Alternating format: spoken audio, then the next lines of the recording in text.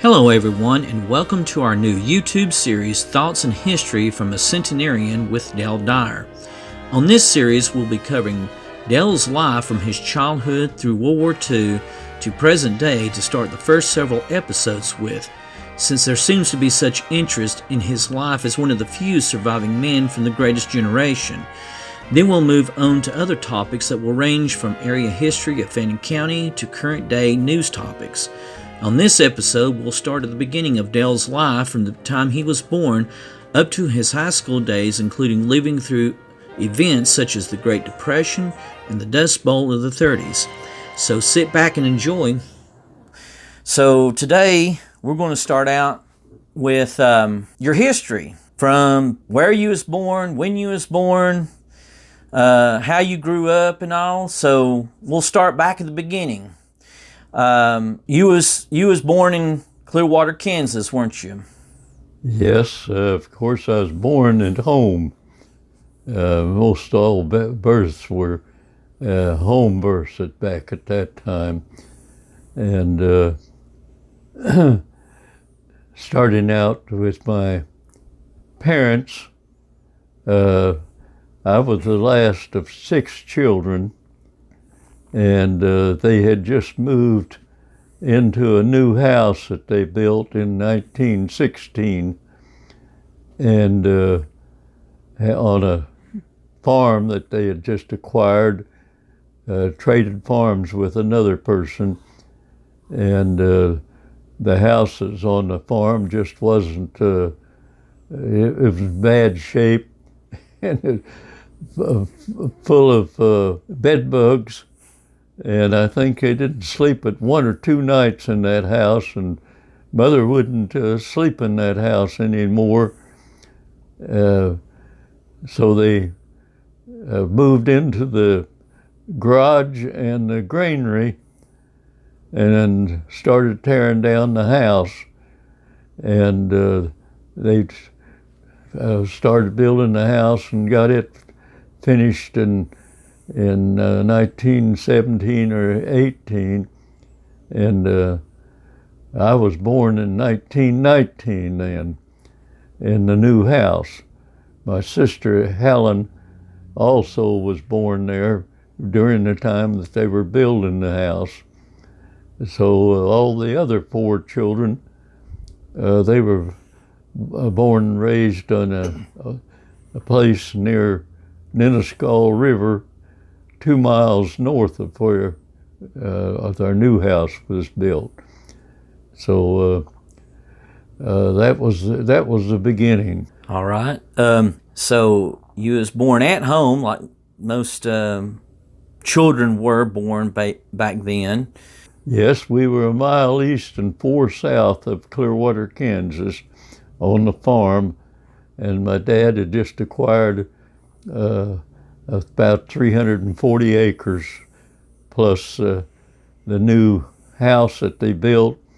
But it already had a barn on the property, and had a brooder house and an old garage and granary and hog shed and so forth on the barn, and it made a pretty nice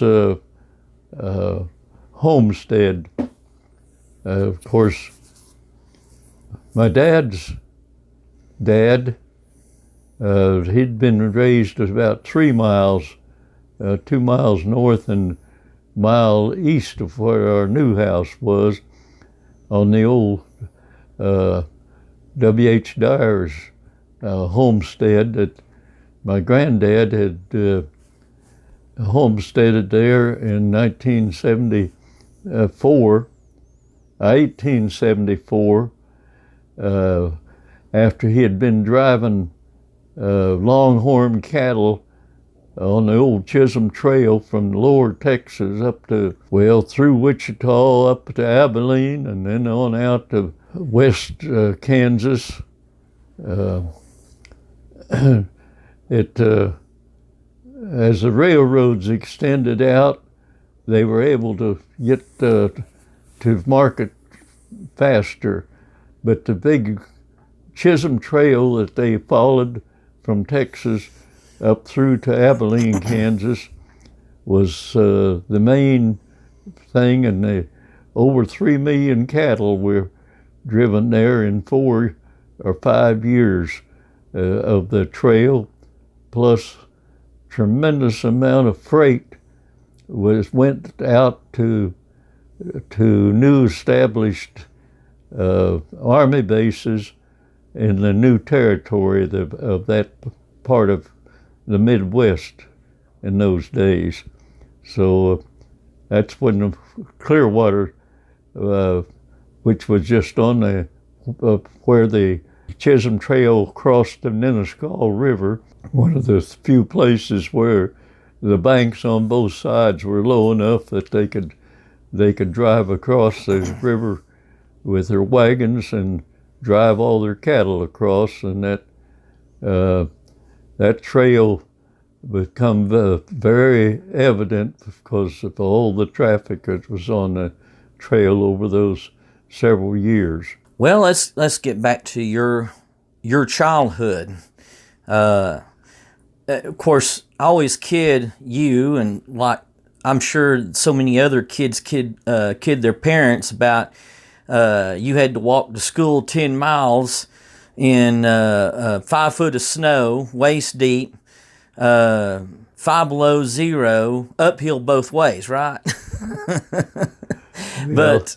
But actually, you did have to walk to school, I'm sure, every day. Yes, since my birthday was December the 8th, I was not able to go to school that first year that I normally would, so my cousin, Bob Kreitzer,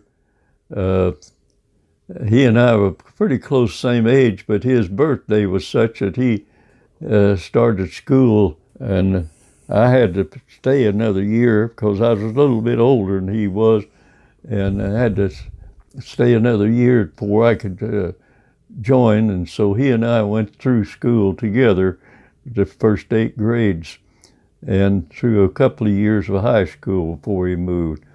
But anyway, Bob Kreitzer was a real close friend, and he was a cousin of mine, and we were just like brothers all the time. But we started school. I was 6 years old when I guess I started, and our first teacher at school was Mr. Harrington. He was a first grade teacher for me, and our country school was Geneva.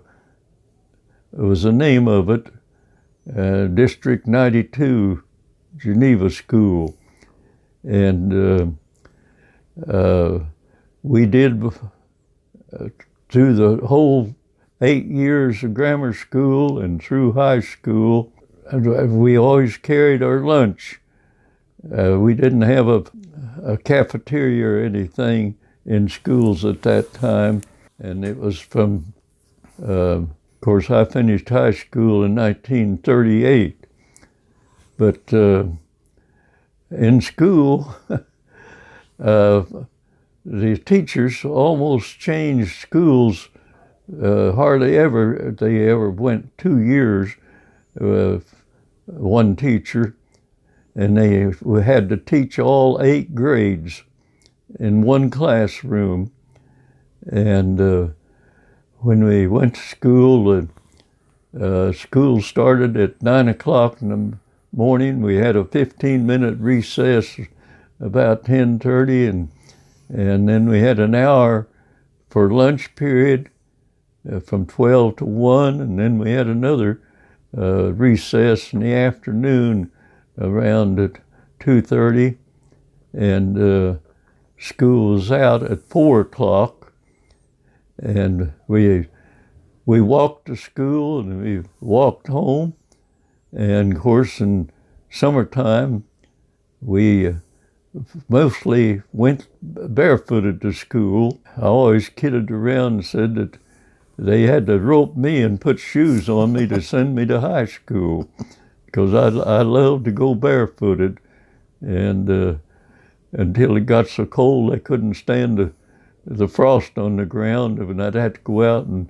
bring in the cows to milk them in the morning. It was the winter times where we had some cold winters, and then we had some mild winters, but we did have some cold winters in which we had some quite a bit of snow and ice and so forth.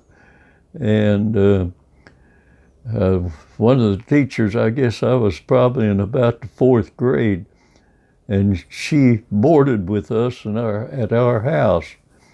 And she paid me a dime a morning to go to school early and build a fire and get it heated up by the time she got school and the kids begin to come to school. Of course, this is probably whenever you had to walk to school barefooted in the snow, uphill both ways, right? Well, we didn't walk. We used our shoes and overshoes, and in the wintertime, and if it had rained and was muddy. And one of the things that was very noticeable back there at that time in that area, the ground was very rich ground, and it was black gumbo soil, and it could stick to anything. And the roads would get so bad in the wintertime that you had to follow the ruts with the car, and sometimes they'd get so deep that the car would start dragging, and underneath of it, the ruts were so deep. But also that mud would get under the fenders of the car, and it would splatter up there until it would finally, there was no room for the wheel to turn, and then you couldn't drive. So we always had to carry a spade with us, and we'd have to get out, and dig that mud out from under the fenders to be able to go on down the road. That was before they ever gravelled the road. There was just a natural old mud road, but any traffic at all just tore the road up just about with these deep tracks. Not like the red clay soil that we have around here. It was, it got wet and it'd get pretty slick. Yeah, but it didn't stick like that black gumbo did. Mm-hmm. It was so sticky that it was really a problem. Well, tell us about your during the time of the Great Depression and the Dust Bowl. Now, that was in the 30s. 30s, okay. See, the World War I got over in 1917, and then we had a prosperous time up until 1929. Things went very well, and then the Depression hit along about 1929, and it lasted for over 10 years. The Depression did, and that was a very terrible time for our country and the nation, the people. There was so many people out of work, no jobs, no pay, and banks were closed, and no transactions for when they closed the banks for several days. It was quite a time. A lot of farmers, I guess, out there in the area where you was born and raised, had farms, and probably a lot of them were losing their farms because they couldn't make the payments on the mortgage. Is that right? During World War I, wheat price got up to $5 a bushel. Well, that went along fairly well up until the Depression hit, and during that Depression, wheat price got down to 25 cents a bushel. And if you put it in storage in the elevators in town, they charged you 1 cent a month. So in a year's time, that'd be 12 cents off of 25 cents. That leaves you 13 cents. We were very fortunate. Dad was able to get a loan on our property, but a lot of people that got loans on their property and couldn't make ends meet, they lost their farm. Dad was able to save our farm because we also raised hogs and we raised cattle, and of course we had a terrible disaster with the hogs. Dad bought a bunch of hogs from the stock market in Wichita, young Schultz, and was going to feed them out, fatten them up, and sell them back.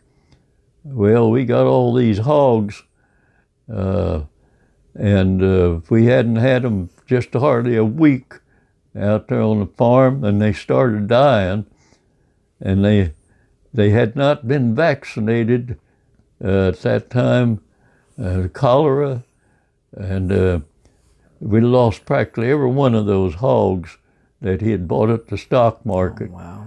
And I can remember my older brothers taking the tractors out in the pasture and scraping out a big hole, and we'd go out every morning and tie a chain around the legs of these dead hogs and drag them to this pit and put them all in the pit and put some dirt over them, and the next day we'd have it all to do again with more hogs in the pits. It was a terrible disaster. Y'all really took a hit on that. It really did. Financial hit, yeah.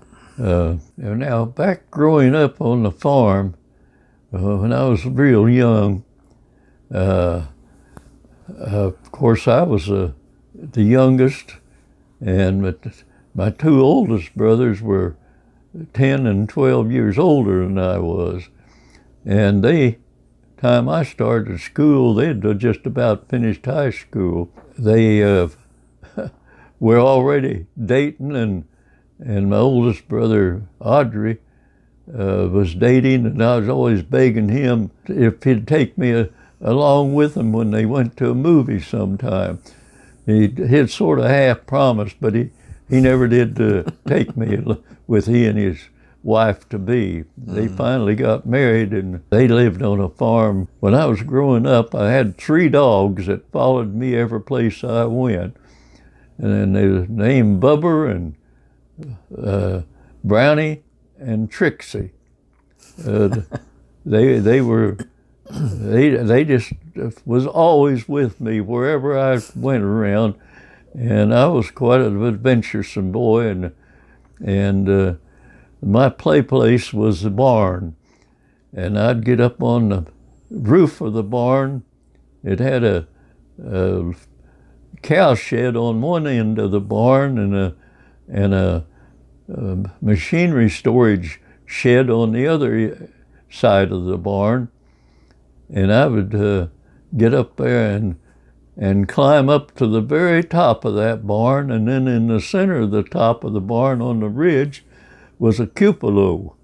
And we had a lightning rod cable that went up, and spirals, tubes that went up from this cable and supposed to catch the lightning and take it into the ground instead of hitting the barn and setting it on fire. Setting it on fire. Well, they must have worked or something, because we never did have a fire in the barn.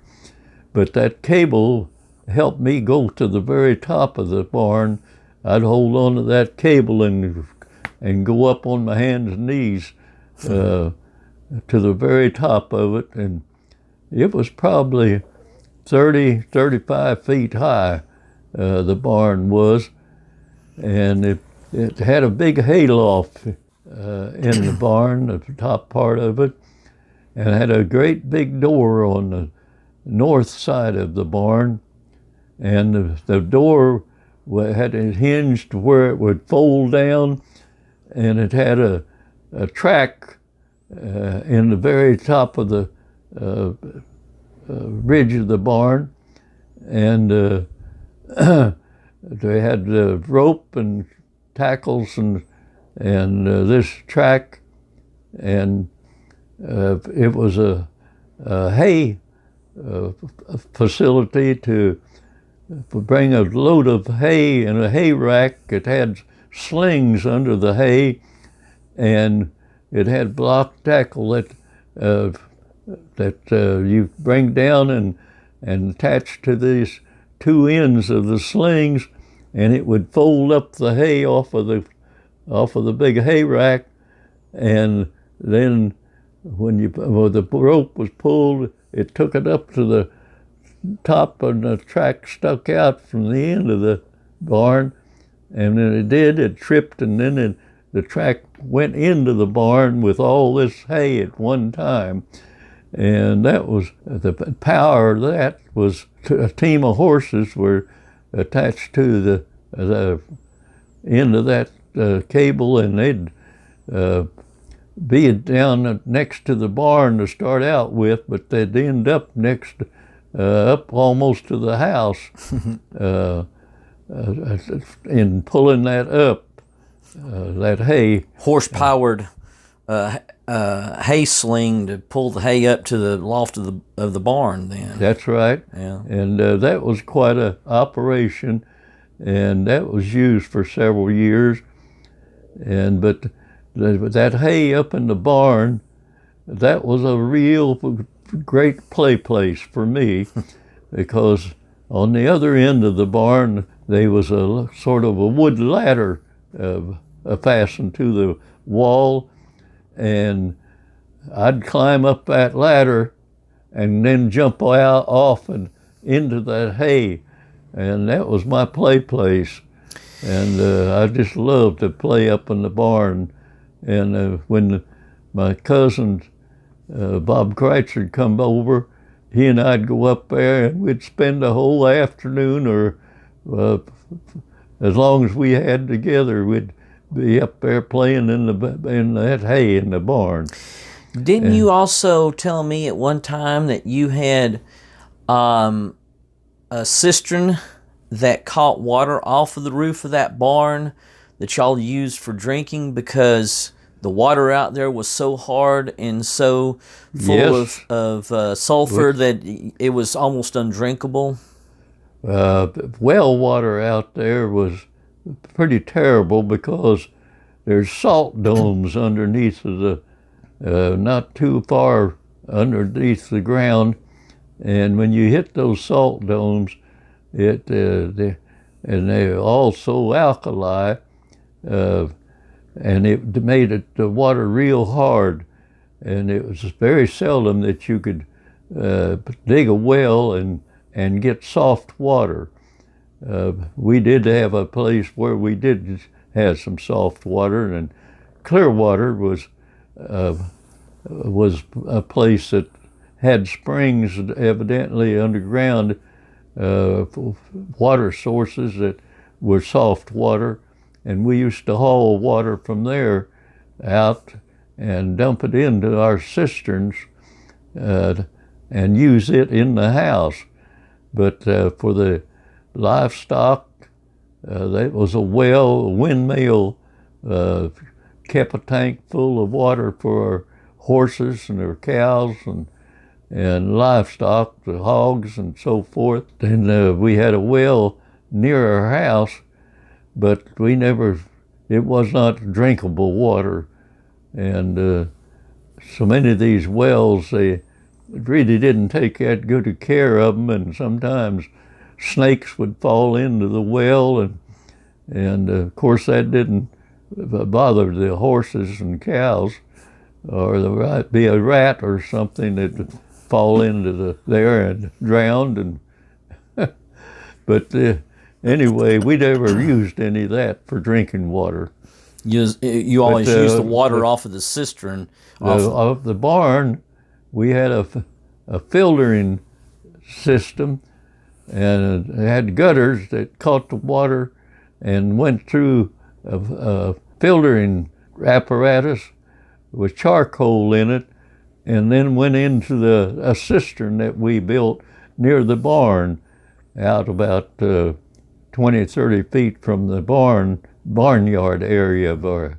So it wasn't like you was drinking water directly right off the roof where birds and everything else would. Well, it probably had some wiggle worms in it sometimes. Well, at least it did get filtered through some charcoal.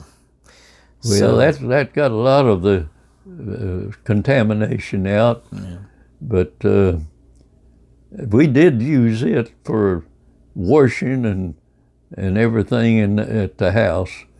You didn't use it for drinking, though? Not too much. Not too much. But later on, we disconnected all of that, and we just hauled water from Clearwater.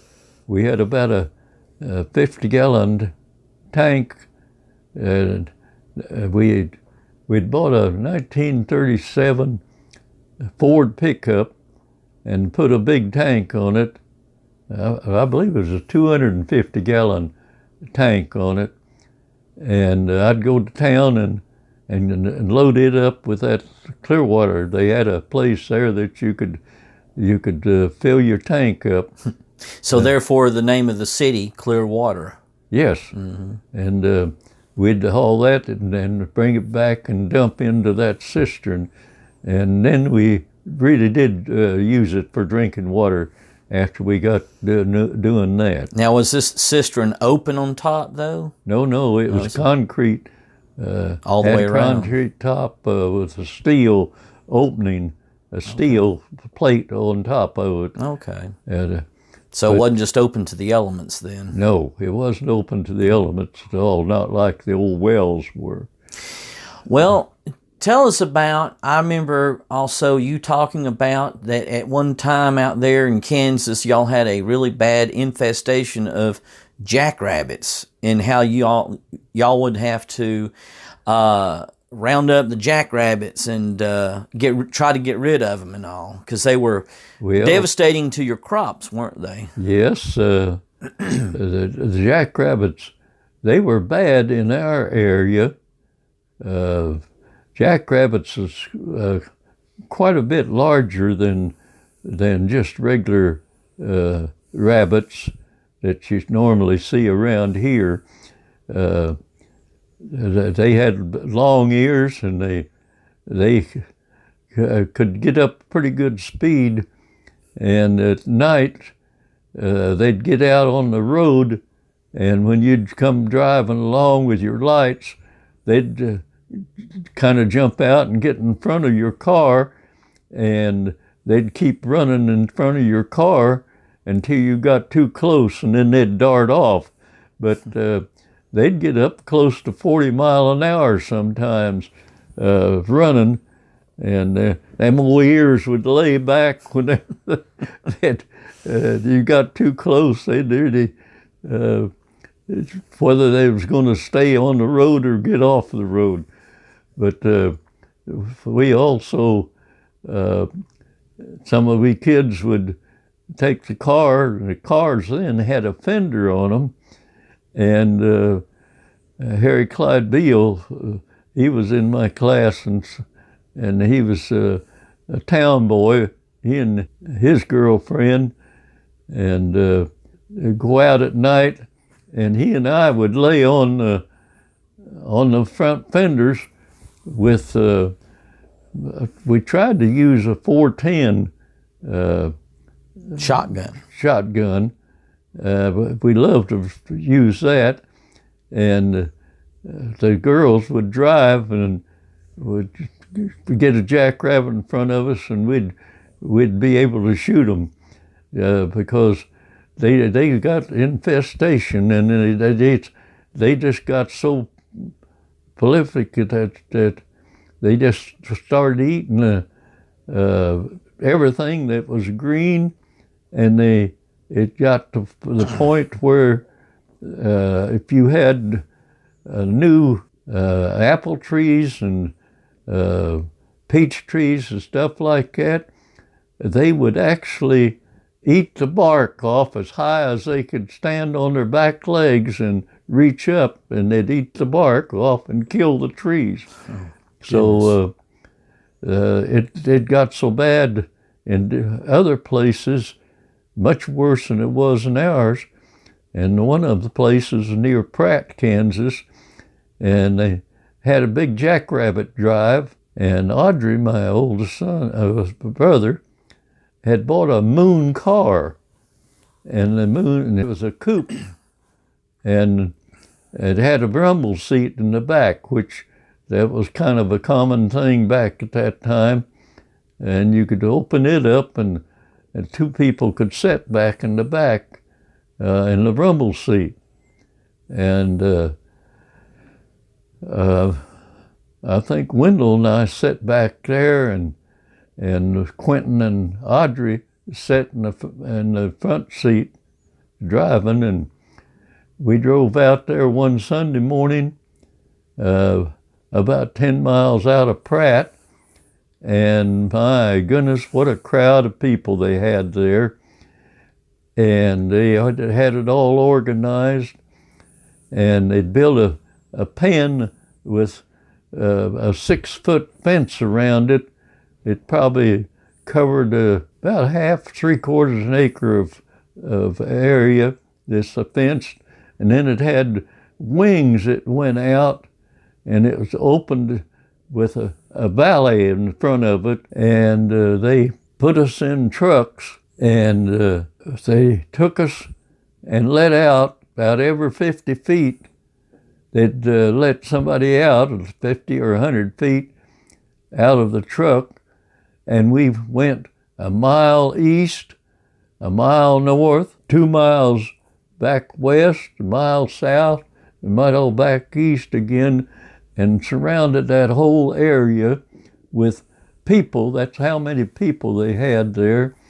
And at a set time, they had fellows on horseback that stayed in front of us and keep the lines as we moved towards that fenced area, corral that they'd built. Yeah. And there was a ridge that we went up over, and then there was a valley that faced that fenced area. And as we come over that there, and then nobody could use a gun or anything, they'd give you a stick, or you could have a stick or anything that you wanted. And those rabbits, we tried to keep them in front of us, but sometimes they would come down and come through some of our lines. And I saw one fellow throw his stick at the jackrabbit, and the stick went in the side of the jackrabbit, and he kept running, and then he just started making kind of a half circle, and he died. He passed out. He died right there. But anyway, when we come over that hill and look down in that valley, it's just like a bunch of maggots. They was so thick in that valley. And then we started driving them into that fenced area. And when we got down to the last of them that we could get into that fenced area, they were running back and forth, and they were so crowded in there that they piled up in the corners of the fence, and they were jumping over the fence and getting out of there, all just by being on top of other jackrabbits. And then they turned a bunch of us boys. I was probably about 12 or 14. They turned us loose, and in there with the big clubs, and we just went in there and started hitting and killing the jackrabbits with clubs. And they had trucks there that had the ice in the trucks, and they threw these jackrabbits in the truck, and they took them to Kansas City and fed them to the poor people, turned them over to the poor people for them to eat. Was this during the Depression? Depression, Right during the Depression, yeah. And so that was. I know it sounds pretty cruel for these days, but back then you had to do what you had to do, and if you had they an just infestation, absolutely destroyed all the crops and everything. They were yeah. just making everything just. There wasn't any growth left. Yeah. Them jackrabbits was eating everything they could eat. Yeah. And another time, we had a siege of grasshoppers, and all at once they come in, and it was just like a cloud. When these grasshoppers hit, where they come from, they seem to come from the northwest, but we don't know where they originated, how they did that, but they migrated because they'd eaten up everything where they were, and they'd migrated in our area, and they ate all the leaves off of the trees and everything green that they could eat, and we had to we had made a mix, a mash that we'd ground up and soaked, and put arsenic in it, and we put this in one of our wagons the horses pulled, and we had a spreader on the back of it, and we'd scoop this mash into the spreader, and we'd drive along the fence rows, because at the heat of the day, these grasshoppers, after we'd spread this stuff right as close as we could along these hedgerows, arsenic, when it affected them, I've seen grasshoppers that thick under the trees that piled up dead, huh? There was a dead after we'd sprayed it like that. So that was right during the Depression. So well, wasn't much you could do with the grasshoppers. That concludes our very first episode of Thoughts in History from a Centenarian with Del Dyer. We want to give a big thank you to all who watched and hope you thoroughly enjoyed it. In the next episode, we'll pick up with Del's life in high school and all the different sports he was involved in, dealing with the Great Dust Bowl of the 1930s during his high school days and the start of his college career, so check back soon for the next episode. In the meantime, if you like this video, please give us a big thumbs up, and to keep up with all the upcoming episodes, please subscribe to our YouTube channel. If you have any comments about this episode, leave us a comment in the section below. We'll try to read them all. Thanks for watching and hope to see you soon.